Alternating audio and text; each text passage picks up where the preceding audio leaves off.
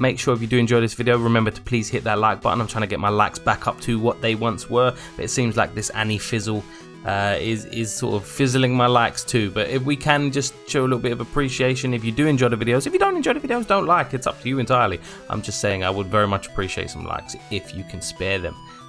Jumping into the video today, we are on the episode 3 or part 3 of the Back to Basics beginner guides. In saying that, part 3, basically this may be a little bit of a long one. We're going to cover, or try to cover, all of the resources as you will need as a new player. I'm going to show you the resource, tell you how to get them and what they do. I'm going to try and cover as many as I can. I was going to do some long overly edited video, but given how long it'll probably take, it will take me days to edit and the video will still be like 40 minutes long, and I really don't want to do that. So what we're going to do is we're just going to jump over here into the bag and straight into consumables. Now, Exilia Books, you should basically already know what these do. They explain it in the rookie guild quest. You get them for completing quests, dailies, limited trials. You get them as rewards for that. You can get them as drop rewards. The main place you will want to get them is obviously in the boost section of the event area to farm them. I will just quickly show you. I mean, I guarantee you've already seen it before you even jumped in this video, but just to be thorough, you farm them here, okay? You can unlock it once a day. It's open for an hour. This is where you get them. So we're going to jump back to the bag. So nice easy one to get out of the way already. And moving on to the next one. Okay, so potato snacks. Potato snacks recover stamina. So when your stamina hits 0, that's this little thing over here, literally says stamina. When that hits 0, these potato snacks can recover stamina. They are in different sizes and each one provides a different amount of stamina. Now these are not as easy to come by. They are sort of dropped in the same places, so you will get them for completing certain story quests, story tales, limited trials and things like that. They just aren't given out as freely as Exilia Books. You can farm them with your dailies. You definitely do get at least 2 a day for your dailies, which when I say dailies, I mean it's a limited trial basically. If you complete the current story tale, any chapter of the current story tale that you're having on whatever version of the game you're playing, 3 times. Each time will complete a separate limited trial. One of those will give you potato snacks. It's really not complicated, this one. This is really simple, and I'm just covering it to make sure that I have covered it. Not every boost quest is available at all times. So let's take this experience orb for example. Basically what these orbs do is they unlock specific boost quests again. So if, like I said, okay, so you know what, actually the better one is probably Falna. Okay, so during the week, that is, if you come over here to boost, not every Falna quest will be available. In fact, it's now Sunday, but we run on Japanese time, so we're kind of ahead, I think. But yeah, so basically, as you can see, not every Falna quest is available. This one is locked. These orbs, wait, damn, I have a lot of them. Okay, these orbs allow you to unlock Falna quests that are not currently available. While we're actually here, I can show you what these charms do. One regular hero charm increases the chance to receive hero Falna for 30 minutes. A charm will be distributed every Tuesday. So you get 1 hero charm a week. What this hero charm does, it increases the chance of you dropping hero Falna when you're grinding your materials. Now I'll go over what hero Falna does, where to get it and what it is later, but just know these hero charms increase the drop rate. I know it's sort of a backwards way to do it, but it's already part of these items, so I figured I'd cover them now anyway. Back to consumables we go, and we're moving on to the next part. Now basically these orbs can be farmed. Basically all of these materials are pretty much given out in the same way, so if I don't cover specifically how to get them or tell you there's a different way to farm them or get them, then just assume that they're given away through participation, completing quests, completing limited trials or daily trials. You know, the most just passively playing the game basically. In this case, these orbs are given out. The larger ones here you can actually get from completing, you know, chapters in the story tales and things like that. However, these small ones that say R next to them are given out twice a week, and you can only own one at a time, as far as I'm aware. Yeah, so a replica Valus Orb granted once every Wednesday and Saturday, cannot own more than one. These CP items, they can be acquired so many ways. Okay, so you can purchase them from the Sirius and Dolb shop, which resets once a month. I will take you back there in a second to show you. You can get them from the Storytale Exchange and Gacha. They are given through participation rewards, completion rewards, ranking rewards in this case. So like getting a certain rank in Record Buster will net you some of these CP items as well. And what they do is they increase characters' CP levels. Now, if I haven't already showed you this, I'm going to show you it right now. I actually did cover it in a previous episode. I think I covered it briefly in the What to Do First episode. But okay, so basically all of these CP levels, I'm just going to show you. Okay, so CP reward list. This is why you want to increase CP levels immediately, straight away. So level 3 granted me 5 Iris. Now, maxing out or getting these CP levels as high as possible will net you enough Iris to keep you being able to completely do rotations on upcoming and new banners. Eventually it will run dry and you'll have to be more strict on how you spend your Iris, but CP levels is a very good way to earn free Iris. And it's not a small amount. You'll be surprised how fast you can pick up Iris by just leveling up 1 or 2 characters from CP level 1 to say 25. So this is the Ceros and Dolb shop, and once a month it resets. Why does it reset? Because you have a limited amount of items you can buy. As you can see, I've not really bought much out of this month. I bought the Aurora souvenirs because the bulk of my level 1 CPs, the characters with level 1 CP, are the collab units. And if you didn't know, collab units are not from Aurora, which means they do not use any of these common Aurora items. They need souvenirs, which is kind of rough, but it is what it is. Anyway, what they do is, if I just, so you know what, no, I'm not gonna buy any. Actually, I will buy. If you wanted to know which one to go for because you weren't sure, safest bet is probably just to go for the cakes and the sandwiches, because the majority of the characters in the game use cakes and sandwiches anyway. So all of these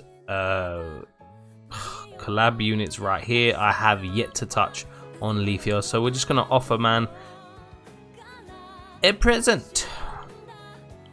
See how he gives 200. You see this little heart here? This heart means that he gets bonus CP experience from this, where the others only grant 100. He will get bonus from this, and it's the same for anyone. Each character has a preferred gift, and that gift will net you double the CP experience. So what we're going to do is we're going to give him a couple, say 10. We'll go, I mean, a couple is not 10, but 10. With 10, he went from level 1 to level 10. Now, obviously, as he progresses, the experience required to level up will increase as well. So it's not like a 1-for-1 ratio here. It's not that simple. But yeah, given that you saw that we come back, you can actually see what I earned here. That's 10 Iris, 15. Oh, sorry, excuse me, my mouse froze. 15, 20 Iris just for getting to level 10. With another 5 in the next level. To the event exchange. Now, well, not every exchange will have CP items in it, so you're not always guaranteed to get them, but these ones specifically, I can actually buy these CP. These are specialized CP items for the specific anniversary units that have just released. So yeah, if this ever happens, be sure to pick those up. But if you can't, yeah, right here, Big Bouquet, Dungeon Cake, Book of Nobility. Right here, these are the CP items. You want to make sure you clear them out, because getting them and using them, especially if you're free to play, will be really beneficial. You've got to think about your future Iris income whenever you can, basically. Also, if you come over to the gacha here, Dungeon Sandwiches, Books of Knowledge, Single Flower, all within the gacha. Whetstones are basically the same. You can buy the small ones and the medium ones, as well as a limited amount of large ones. Actually, you know what? It's not just whetstones. We're going to cover basically whetstones all the way through smelting stones. What these items do is whetstones specifically are used to increase the experience points of crafted weapons and armor. Smelting stones come over. You know what? It'd be easier for me to just show you at the blacksmith. Okay, so upgrade. We will find a weapon to upgrade real quick. Okay, so Shido's weapon needs upgrading. Notice his weapon's level 60, so we're just gonna throw some really small whetstones in there. And it leveled his weapon up to level 60. Now, if I just do this real quick, Tiv will kill me for wasting resources, but just to get the video, you know, keep the video moving along here. It's also level 60, so I can't use smelting stones to ascend it. Oh, sorry, to up. Where is it? Smelting. Smelting using the smelting stones basically does the same as limit breaking. You smelt it, notice how it's level 50. Smelt it, and the level cap for this weapon is now level 60. I don't know why it wasn't level 60 in the first place. I'm sort of lacking on that one. Anyway, how do we earn them? Okay, so we're back over here in the event exchange now. If you wanted to know where to get your whetstones and smelting stones to upgrade and essentially, you know, smelt your armor as well as weapons, they're right here in the event exchange. Again, it's the use your currency to buy whetstones, and you will notice you can buy small and medium whetstones basically infinitely, which is great. As you've just seen, I've stocked up on a lot of small whetstones, but they do cost more and different currencies anyway, so it's still always great to stock up. You can also get them as participation rewards and completion rewards, things like that, from the story tales, limited trials. I'm not too sure about dailies. I don't think that's a thing. Login rewards and occasionally, you know, giveaways and just presents from devs. But essentially, that is whetstones and smelting stones. Okay, right. We've come down to the sharp cup. I'm not pronouncing that. Okay. So this one and this one. Okay. An item required to ascend weapons. An item required to ascend armor. Yes, basically the level cap for weapons and armor is set to level 60. Beyond level 60, you need to come over here to the blacksmith, and it's an entirely different menu. Equipment Ascension. So if we want to ascend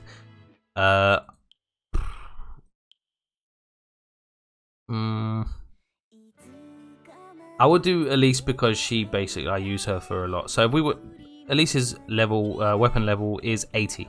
Okay, and there's 2 levels to go, which means ascending it here will take it from 80 to 85 and cost me 1,000,000 ballas. And it will use this item here. I'm not pronouncing it. Can't even pay me to try and pronounce it. Anyway, so we're going to ascend it, and what that will do is we're going to skip this animation. Boom. It's like Hero Ascension, which is why they've obviously called it Ascension and just reused the same artwork that they do for characters. They've just sort of made it look a little bit different. I don't think it looks too different. Anyway, as you can see, the level cap is now level 85. Now we're going to come back, and the other item that you saw that I'm still not going to pronounce is used for armor. So we're going to do the same thing here, and we're going to take this weapon, as you can see, from... It's at level 70. Yeah, this is another thing. Without leveling the item up, you can just max ascend an item straight to level 90 without ever leveling up. I am apparently doing that stupidly on this item. I wouldn't recommend doing it. But yeah, so what we're going to do is we're going to take the cap from level 75 to level 80, as it says right here. And it uses the other item, as you'll see.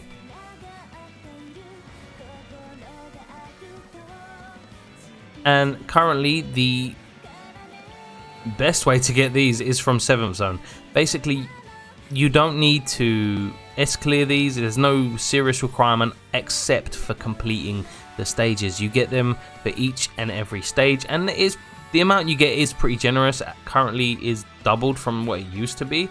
And this is essentially how you get them. One will always give the weapon ascension item, the other will give the armor ascension item. Okay, so we're moving on to faith stones. Now, faith stones, what do they do? Okay, a special stone that increases contribution points by 10. What I'm going to do is I'm just going to come over to the familiar menu real quick. And donation. Okay, donate item. As you can see, I held on to these faith stones specifically for this video. As you can see, my familiar level is 145 out of 600. Familiar stones, faith stones, increase the experience of the familiar. That's literally all they do. You get them for familiar missions now, because we do have familiar missions.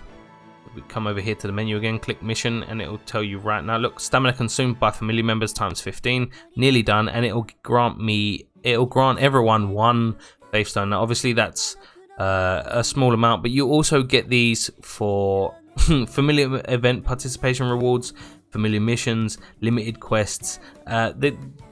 They give out I mean, I'm pretty sure you get them from the event exchange as well. Yes, you can always also purchase them from the event exchange. So we'll come back over to the exchange and I can show you that they actually are here as well.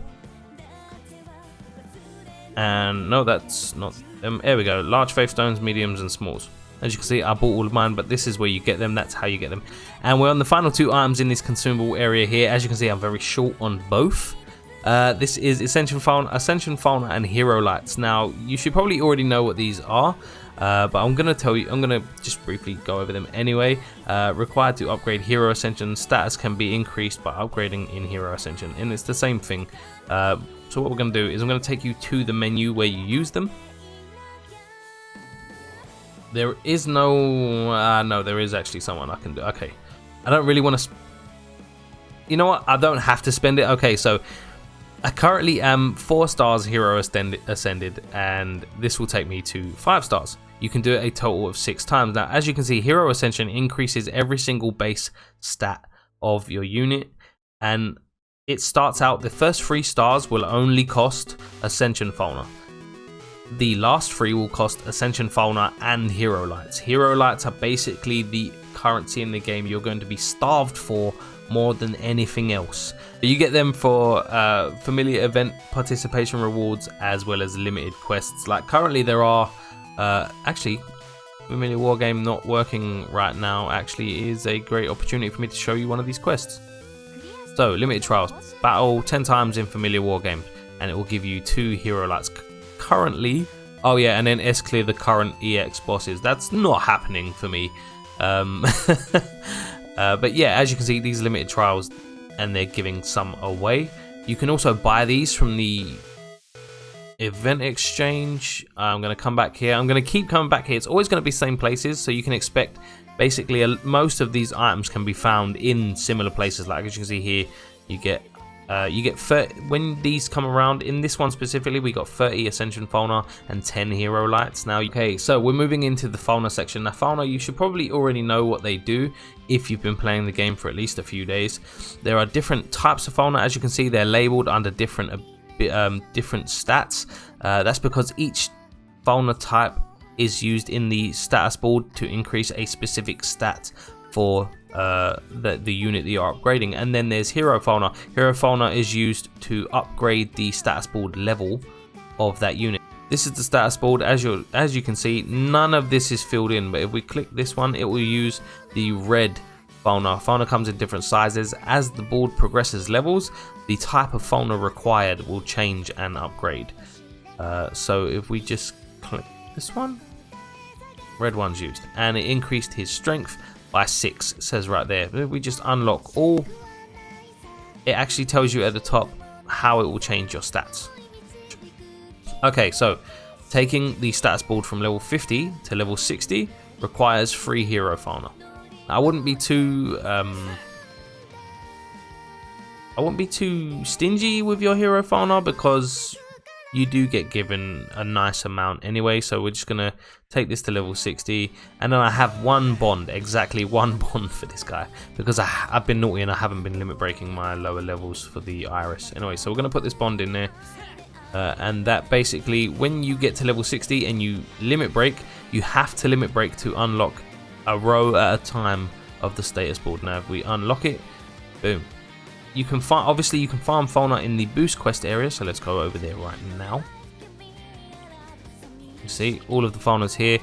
Different difficulty will provide you with different Falna. Now I always just farm this one because I find I always have a massive amount of the largest Falna size, and I always run out of the medium sized ones first, and this drops a larger amount of medium sized ones compared to the EX version of the difficulty. So basically all of these boost quests here have a chance of dropping Hero Light. Not a chance of dropping Hero Falna. Correct myself. You can also acquire there's a chance for Hero Falna to drop in every storytell. So, well, I don't want to say it's a rule, but basically every storytell I've played so far, the very last stage, and maybe one or two others, has a chance to drop Hero Light as a drop reward when you defeat the boss. Special items are items that you've acquired that you exchange for others. So as you can see, these amulets, the only way to get flame amulets and hero medals currently is through the event exchange. I'm going to go through all of the items and then I'm going to show you where to exchange them. Okay, so flame amulets and hero medals can only be purchased at the event exchange. Once you have 3 of each, you can exchange them in. Gnome tickets can be acquired in the event exchange and you earn them through time limited trials as well. Oh, and rank and participation rewards for certain events too. Event unit tickets can be bought through the event exchange as well, and occasionally through participation rewards. The 2nd anniversary medals that they gave us for the NA server's 2nd anniversary that we never got to spend. Lastly, there's this. Okay, so you'll see the Hestia ribbon right here. You will earn a number of these specific items playing through the story, like the story mode. You will have to trade those in for actual items, and that's one of the ways you actually get the Hestia knife as well, is through playing the story campaign. Well, yes, it's all in the special exchange. And it's not hard to figure out which is which. Gnome tickets. Equipment exchange is where you want to exchange the items that you gain through the story, through any story. Where is this Hestia ribbon? Wait, oh no, the ribbon I can't exchange anyway. But as you can see here, when you earn the Hestia knife through playing the story mode, you exchange it here and it will give you the actual Hestia knife. As you can see, I've already exchanged them all. And in fact, I've pretty much exchanged everything. Yeah, there's nothing left in here that I haven't exchanged. But all of these you can pretty much earn through playing the story. Gnome tickets you can actually trade in for 11 draw tickets and 4-star guaranteed, but I wouldn't do that. I'd literally just keep saving until you have enough for star bonds. Now, star bonds are used to limit break time limited units, which you'll know what they are because it will always say time limited with a red border on them on the actual unit itself. So don't get too worried if you mess up the distinction, because the game will show you what the time limited units are. Where is the other one? Okay, yeah, hero medal and flame amulets. So when you get 3 of them, like I said, you can exchange them for prism bonds. Prism bonds are used for non-time limited units. So anything in the general pool of units, which I used to actually do episode 1 of this playlist to do the rookie gacha guide. Anything that is not a time limited unit will use these to be able to limit break if you don't have the bonds for them.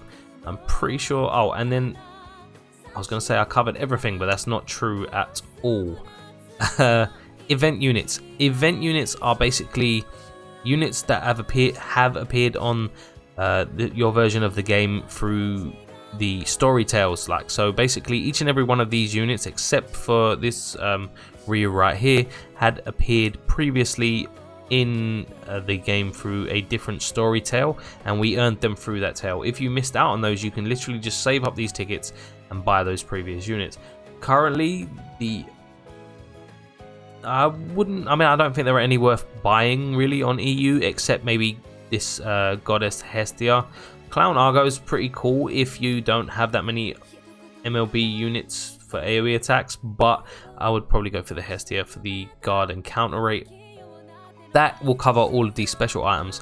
Bonds. Okay, bond. You know how to get bonds. You summon for every time you summon. If you already have a duplicate of that unit, you will get a bond for that unit. Now you can sell these bonds.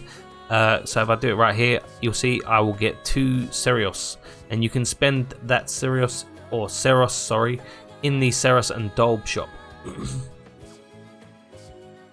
Currently, if I say or sell multiple 2-star and 3-star bonds, will only net you Seros, will not net you Dolb, and it.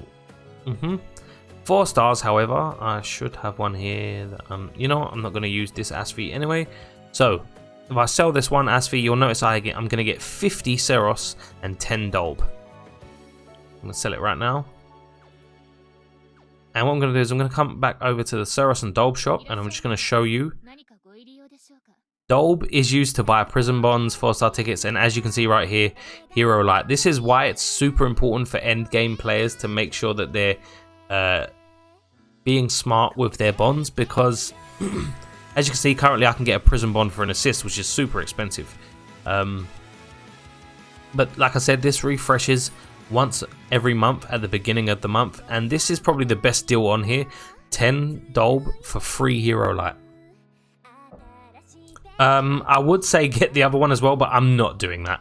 That's basically 50 Dolb for 5 Hero Light, and I'm not doing that. As you can see, there are a lot of items in here you can get. I wouldn't be adverse to buying the tickets. That might be a good investment, especially if you have a lot of Seros to burn and you've been through all your CP items. But I would say CP items will net you the fastest return of Iris for your bonds, so it's probably the better items to go for. But that's a topic for a different video. Crafting materials. Every single one of these crafting materials can be farmed, except... Actually, let's just stick to the ones we can farm. Okay, so the majority of these crafting materials can be farmed here in the crafting quests. As you can see, it costs 1 stamina to do it, which means farming crafting items, it's never going to be an issue. Okay, if you run out, just if you have an auto clicker on your phone, or your emulator, or macro on your phone or emulator, you can literally just let it run by itself. These items are basically what you use to craft things. So if I come over back here to the blacksmith, we're gonna let's see if we can craft something, shall we? Faithful rod. So rare wood. It will tell you right here what the materials required are 5 rare wood to make one. I've got 425. Okay, so I have one part now. All of the other crafting materials, I was doing so well, I hadn't said up till now.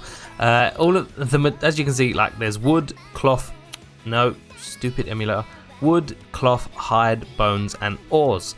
These are the ones that you can grind up. Anything else would be considered a special crafting item.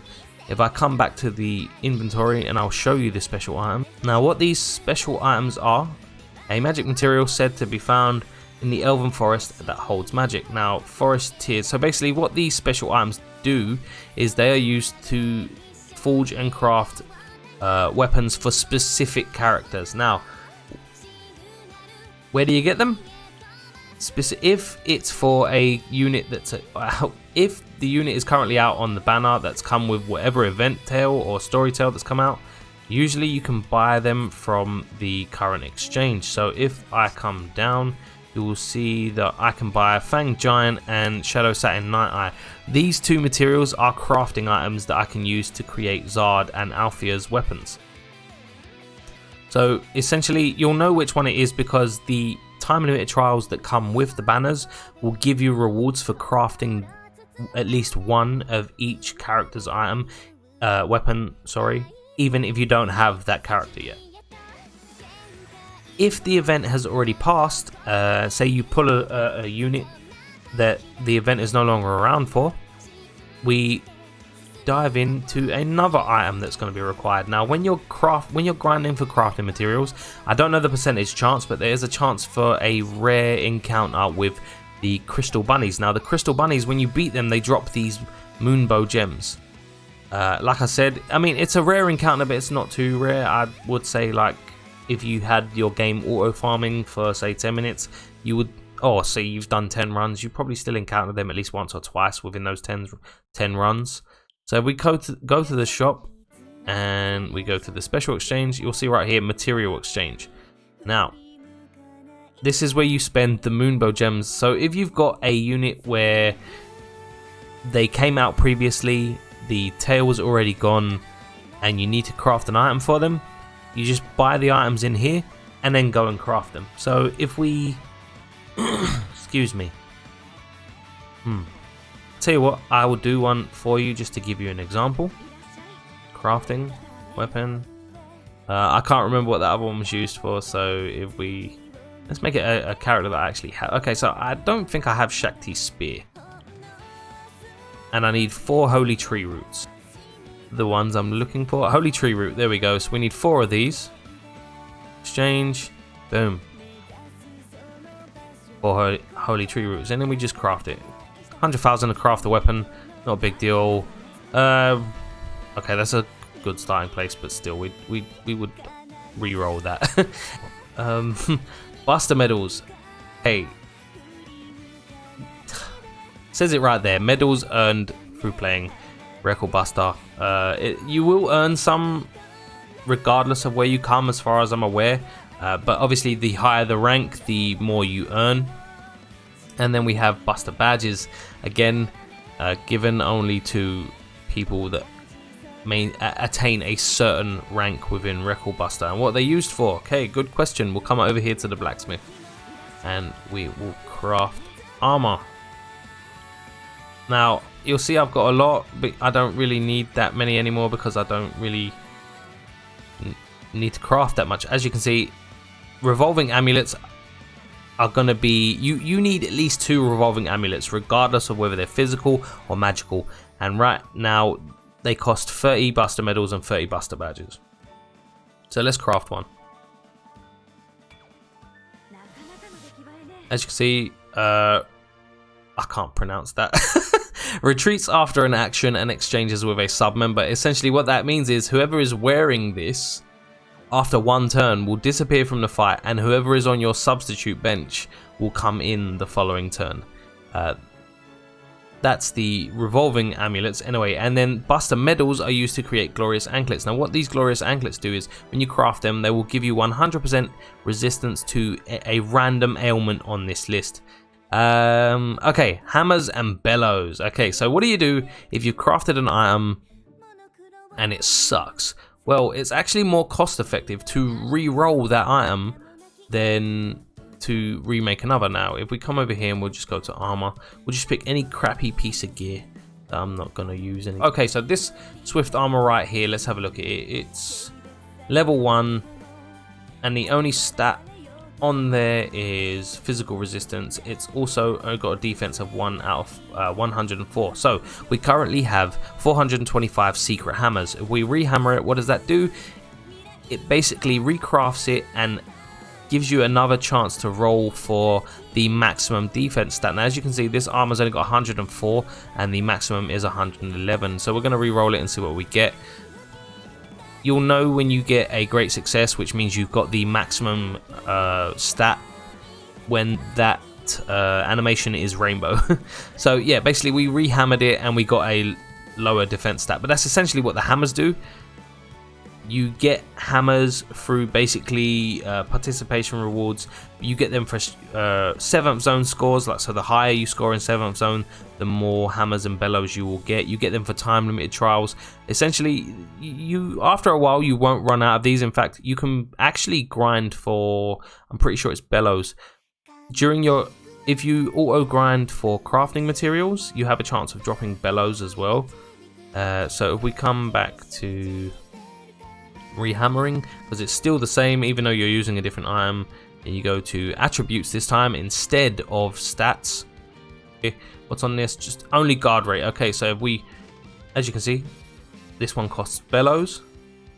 If I rehammer it, it currently has only guard, and it will give me a random combination of up to 3 of the stats in this list below. So we're going to click yes, and it only costs 30,000 Valis to actually do this, which is why it's more cost effective to re-roll than it is to just recraft a new item entirely. As you can see, I gave up guard rate and went for endurance and agility, which is something you really don't want to do. You want that guard rate. So we're going to re-roll. We'll do one more just so we get the gist of it. I don't think there is a rainbow animation for this. There's always a chance that you're going to lose attributes as well, but that is what it is. Anyway, that is hammers and bellows. You can grind for the bellows. You also get, I've been crossing over another method of earning a lot of these items. Also, dispatch quests can earn you a lot of things. Okay, so currently, like for example, this one called Find the Hammer. As you can see, we can get hammers from it. So, participation rewards, login rewards, time limited rewards, Not sure about event gachas, but there are a lot of ways to get bellows and hammers, and later on, once you're at a comfortable sort of end game level, you probably won't really have an issue trying to at least grind some of them yourself. But we're going to hop back into the inventory now and see if there are any items left for me to cover. I don't think there are. Let me go over my list that I've written down separately just to make sure. No, I'm pretty sure I've covered every single resource in the game that you will need to understand as a new player. I know this was a bit of a long-winded video. I do apologize. I did do my best to explain them all without it being too over the top. I've been recording for 45 minutes. That's crazy. I'm going to edit this down as best as possible. Anyway, guys, make sure to drop a like if you did enjoy the video. Subscribe if you're not. Social media links in the description. And as always, guys, I love you and I'll catch you later.